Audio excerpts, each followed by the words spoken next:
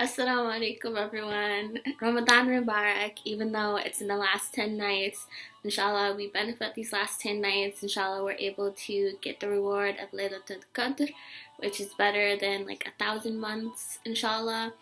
But I just wanted to make this quick video. Mostly I have been blogging. I challenge myself to blog every night of Ramadan. So far I've made it done like 20 something posts. So I've talked a lot about things like reflecting on verses in the Quran. I've talked about countries in crisis like Afghanistan, Yemen, Syria, and then I've also tried to cover a topic that I've been studying, which is the prophetic model and diet of the Prophet Asalam. So if you'd like to look more at the posts I've been posting, you can look in the link below for the blog and the posts. So what I wanted to talk about is kind of taboo. I was sort of nervous to talk about, but it's periods, outflow, menstruation, that time of the month, what women have to deal with every month, and how it'll affect you during Ramadan, because there's some differences of what you can do during Ramadan when you're on your period.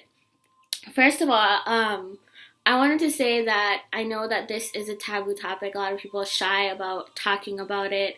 I remember I actually got my cycle at the beginning of Ramadan, which never has happened to me.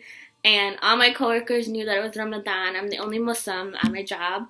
But I was sort of nervous and shy about explaining, okay, well, I'm on my period, so I can't fast.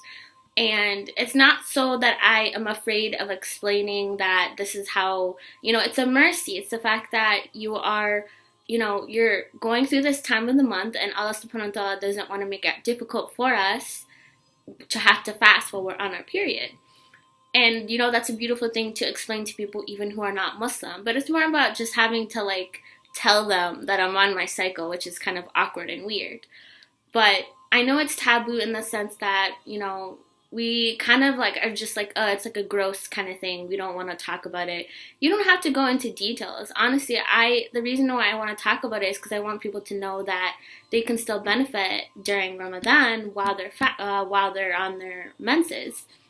And then also just to make it clear that even if you're not a woman, I think it's still something you should educate yourself about in terms of how to care for yourself, how to clean up afterwards, and just kind of the changes and the pain that people have to go through while they're on it. Because even if you're a guy and you're not married, you eventually will be married. You're going to be living with a woman who will have to deal with this every month.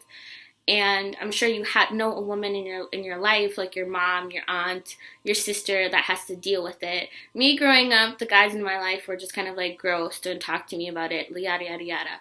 But I know guys, that study the deen. This is a topic that they're going to have to talk about, that they're going to be asked about. Even women scholars, I actually asked a woman scholar about this information, and she has this really good article, which I will link below, that I took information from. Me as a woman didn't even know about this. So basically, there's 3 different types of bleeding, Islamically. I don't know about in the science world or the medical field.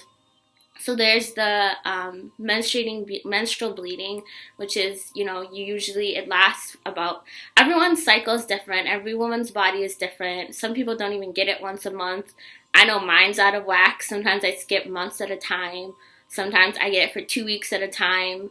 So usually it typically lasts 3 to 7 days. For some people it can last longer. Some people can be shorter.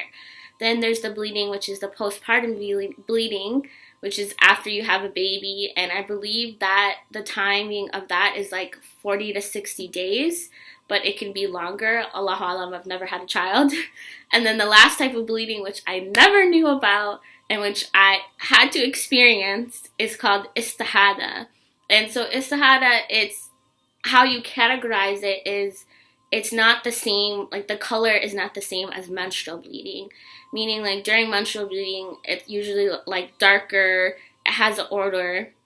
Istihada, it's not during that, usually for most people who have a regular cycle, they get it around the same time. So this istihada bleeding, you're not going to get it the same time as the menstrual bleeding. It's going to be kind of a different like a different cycle, I suppose. And then also, I mean, it can happen after, because for me, I've had the istihada bleeding before, and it's been like a month at a time, and it just like never stopped. Like I treated it as a period, and then it just kind of kept going beyond like 2 weeks, and I was like, okay, I don't think this is a period anymore. I know it's the istihada because it doesn't have the order, it's bright red in color, and it's past a normal period cycle. So the difference between the menstrual bleeding, the postpartum bleeding, and the istihada bleeding is during the menstrual and the postpartum bleeding, you don't fast and don't pray. You don't have to make up your prayers, but you do have to make up your fasts. And if you're married, you're not supposed to have intercourse with your husband.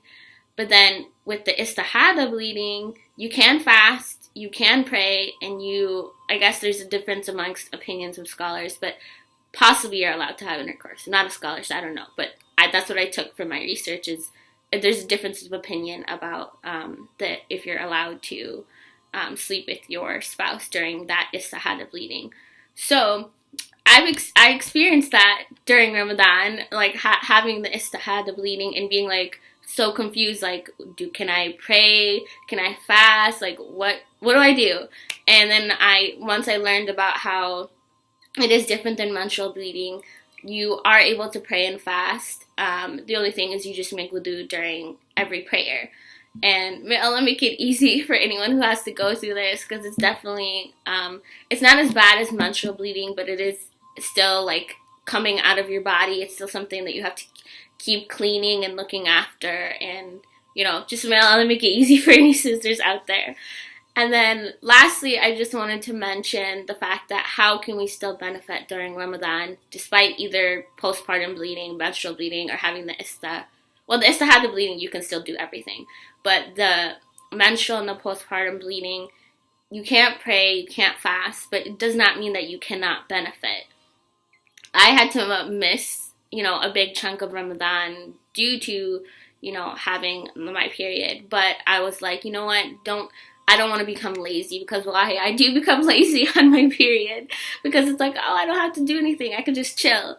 But it's like, no, it's Ramadan, it comes once a year. You want to try and get as many rewards, do as many good deeds, get benefit as much as you possibly can, inshallah.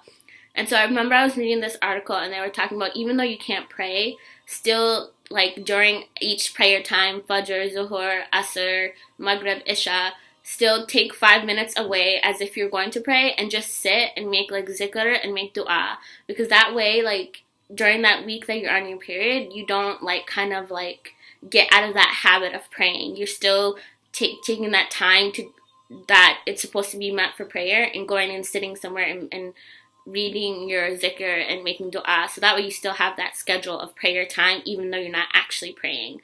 So yes, you can still make dua, you can still make zikr, that hadith about how subhanallah, alhamdulillah, Allahu Akbar, I might have the words wrong, but how they're light on the tongue, but the reward is so heavy. And there's a difference in opinion of Quran, if you can still touch it if you're on your period. I have heard that if you're a scholar, or if you're not a scholar, but if you're somebody that's studying the Quran, that it's permissible. For me, I personally don't touch the actual kitab, but I do use my phone, the Quran app, to read the Quran. And again, there's a difference amongst opinion if you're able to read like the verses in Arabic out loud. I just read the English, in my head or out loud. There's just a difference of opinion if you're allowed to read the Arabic out loud. So yes, so you can still read Quran, dua, zikr, charity. Charity is such a big thing, and that's why I decided when I was going to blog to make known about countries in crisis that need donations, because so much reward in giving charity year round, but especially during Ramadan. So yes, you can give charity. You can host an iftar and feed fasting people, cook for your fasting family members, so you get that reward too, for feeding them. And doing good deeds, whether it's going to visit somebody sick, going to visit the elderly, doing something for a family member, volunteering in the community. There's still so many ways, mashallah, Allah Mubarak, that you can benefit even if you're not able to pray or fast while you're on your menses. This video is getting kind of long, but the last thing that I wanted to end with was this hadith about Aisha and the Prophet ﷺ. Basically, Aisha says, we set out with the sole intention of performing Hajj, and we reached the Sarif, which is a place 6 miles from Mecca, and she said she got her menses. The Prophet ﷺ came to her and asked her why she was crying. She said, "What's the matter?" He said, "What's the matter with you? Did you get your period?" And she said, "Yeah." And then he said, "This is a thing which Allah has ordained for the daughters of Adam. So do what all the pilgrims do, with the exception of the tawaf, which is this going around the Kaaba." And Aisha added, the Prophet ﷺ sacrificed cows on behalf of his wives. And how beautiful is it that, like, he told her that it's something that Allah has decreed for us to go through, and you're still able to do a lot of things of worship. And just on top of that, just if you look more into hadith, how he treated them while they're on her period, it's not like he was like, "Gross, get away from me." He still, would sleep in the same bed with them. And, Asha, radiallahu anha, she would wash his hair and stuff while she was on his period. So it's such a beauty how Islam treats women on their menses. It's not like it's a disgusting thing or something we should shy away from or even never talk about. So I hope that was beneficial. Assalamu alaykum. I hope the rest of you benefit the last few nights of Ramadan and early Eid Mubarak. And again, if you would like to benefit, see more things that are beneficial, Islamic-wise, social justice-wise, follow all my social media and in my blog. Assalamu alaikum. Have a great day.